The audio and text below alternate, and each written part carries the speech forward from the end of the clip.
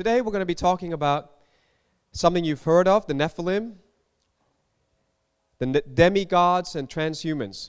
And to me, they're all related terms. And I want to ask a very simple question. Is it even worth talking about? Is this a tangent? Is this just mere myth?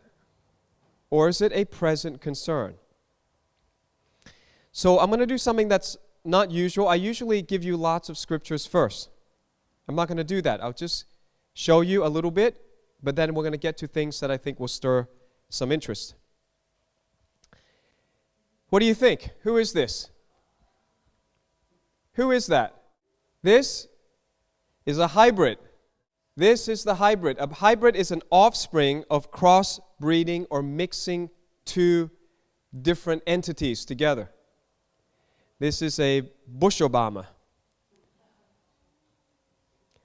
Is this a lion or a tiger? Yeah, it's a liger. It's called a hybrid. It's genetically mixing two different species, but they're in the same kind.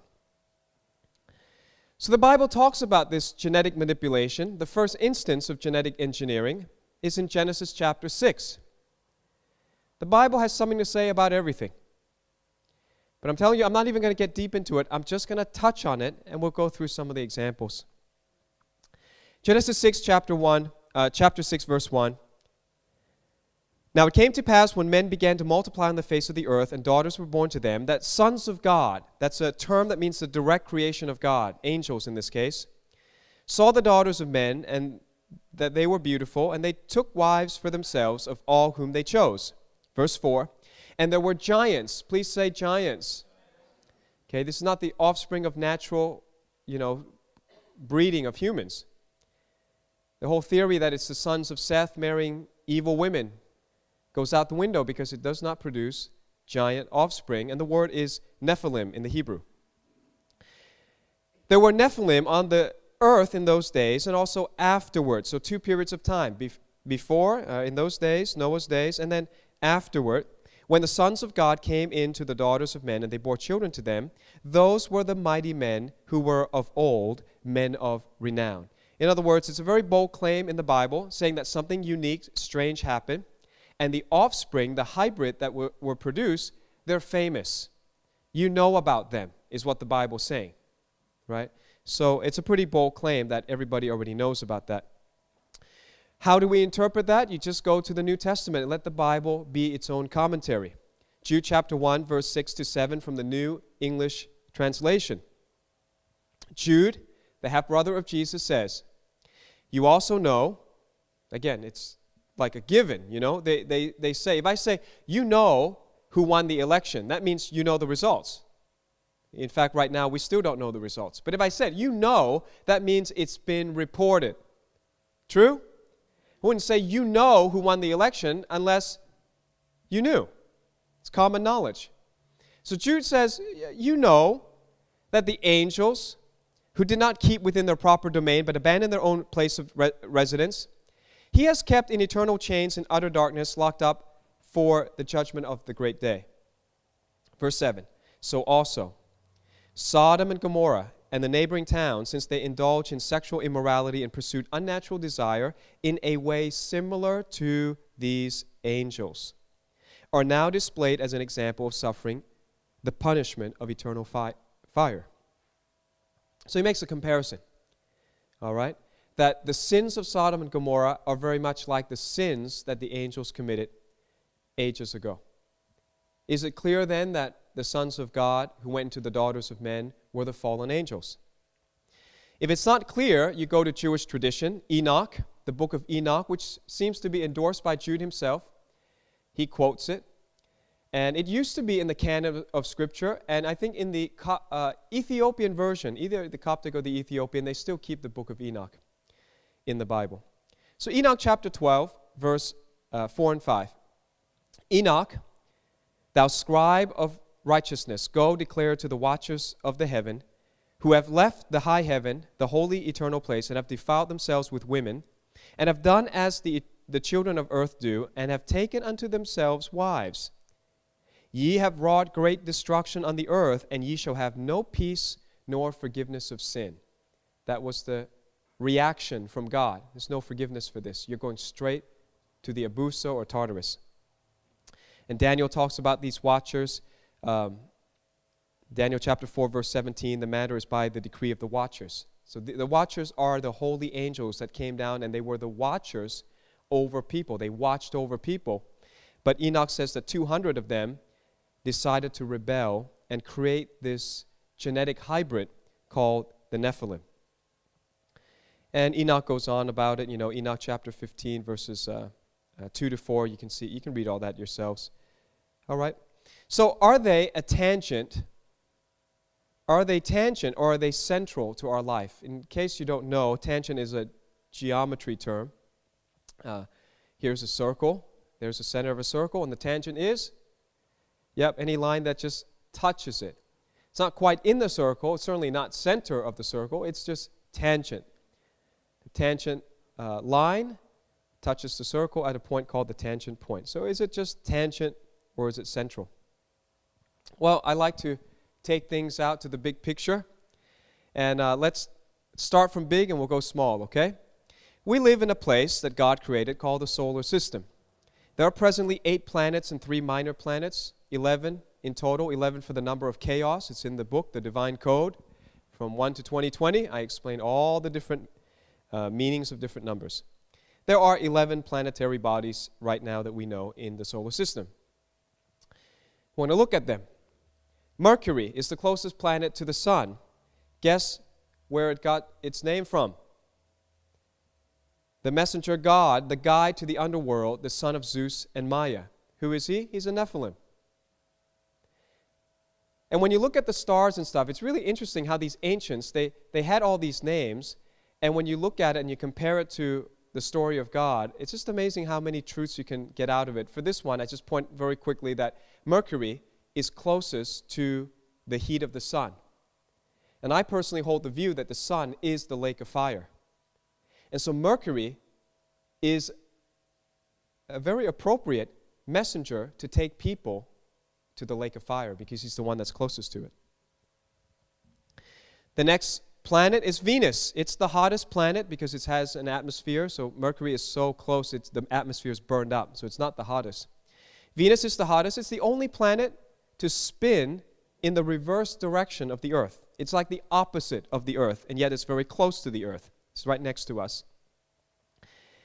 Gets its name from the goddess of love, Venus. Who is she?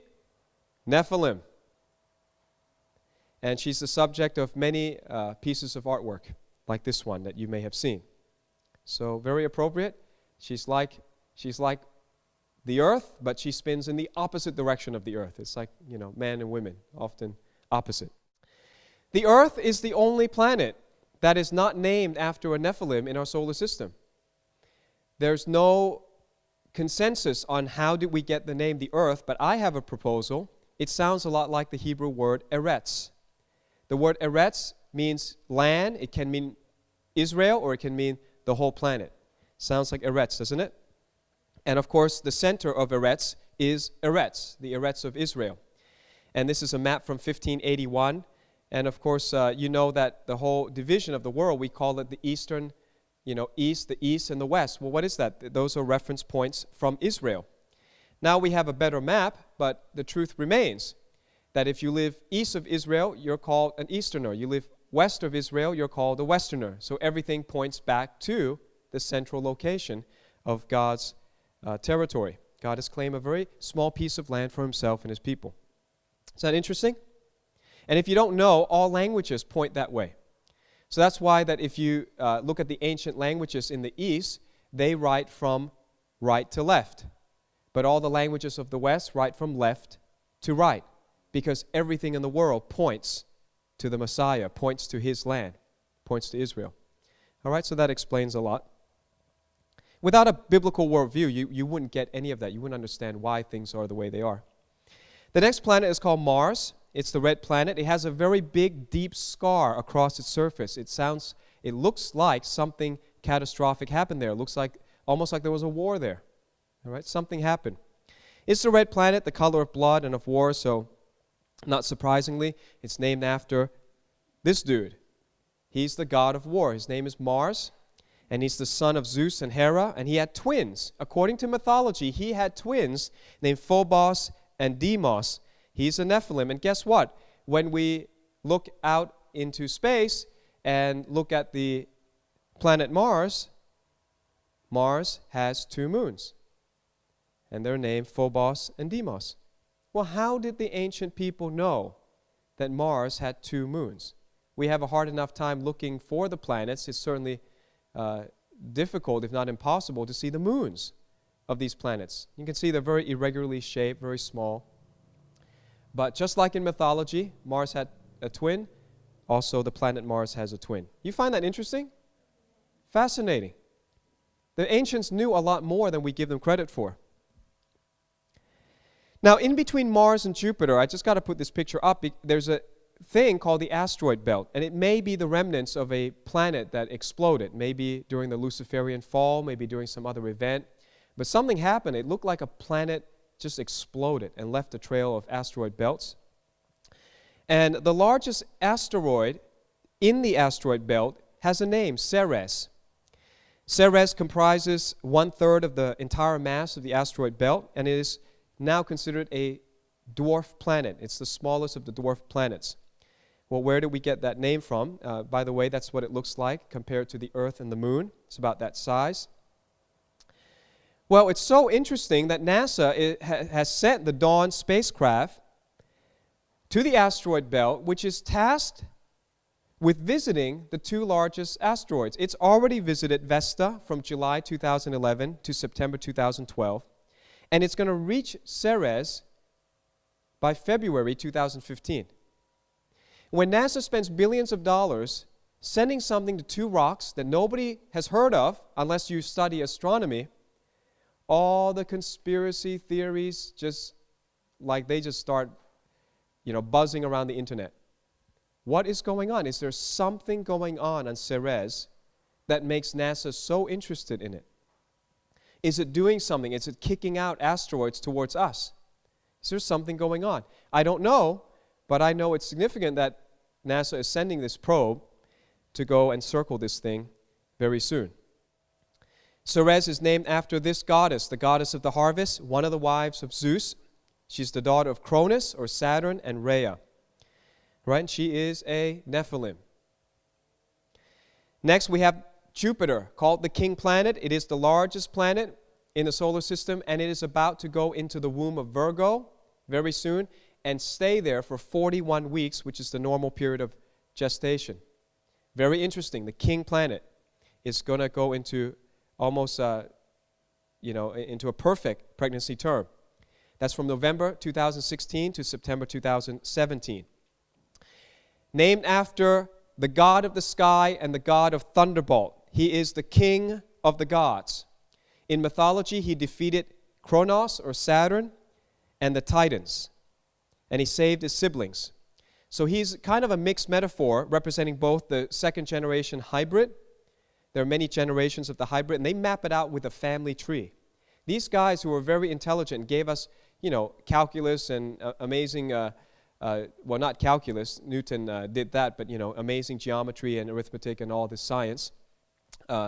These people took the mythology of the gods very seriously. And their gods were not gods like we think of. Not a God that lives forever and, is impervious to pain and destruction, but these gods were jealous, they fought each other, they betrayed each other, they killed each other, and it's very much like the mythology of the Hindus.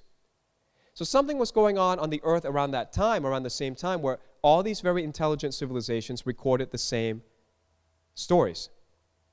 So Jupiter is the main guy, and he also represents not only the hybrid, but he also represents the Son of God. The Son of God, because he defeats Saturn. Saturn sounds just like Satan, doesn't it? And so does Titan. All right, Saturn is a very beautiful planet, but